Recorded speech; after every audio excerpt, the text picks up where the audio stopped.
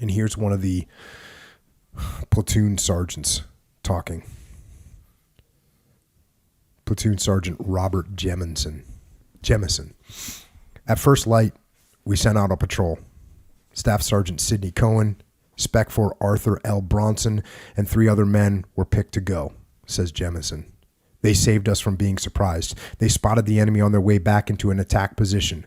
They came running back, with Bronson screaming, "They're coming, Sarge! A lot of them! Get ready!" I told the machine gunners to hold their fire until they were close. PFC Willie Godbolt, 24 of Jacksonville, Florida, was hit while firing from his position 20 yards to Sergeant Jemison's right. Jemison remembers Godbolt hollering, "Somebody help me!" I yelled, "I'll go get him." Lieutenant Joe Hagan.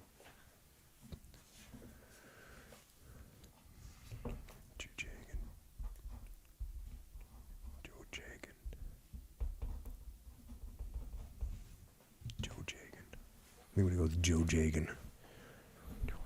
George Jagan.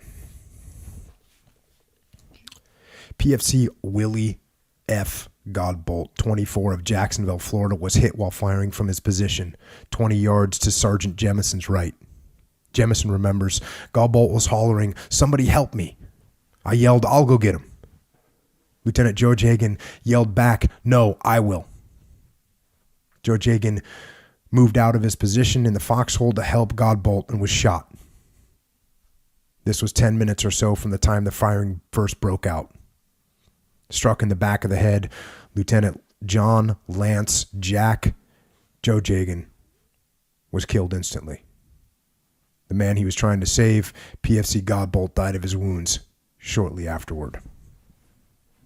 The enemy was now close to within 75 yards of Edwards' line.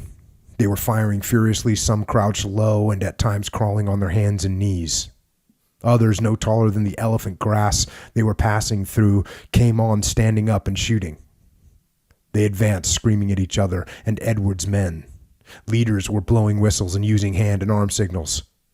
A few were even carrying 82mm mortar tubes and base plates. This was clearly a no-hit-and-run affair.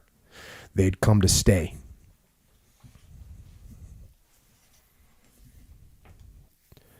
And here's Joe Stetland talking.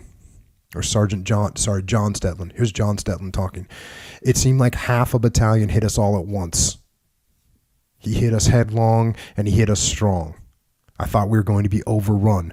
When Charlie hit us, he had this strange grazing fire. He shot right at ground level, trying to cut off your legs, or if you weren't deep enough in your foxhole, he shot your head off. When he started firing at us, it came like torrents of rain. You just couldn't get your head up long enough to shoot back. You just stuck up your weapon, pulled the trigger, and emptied the magazine.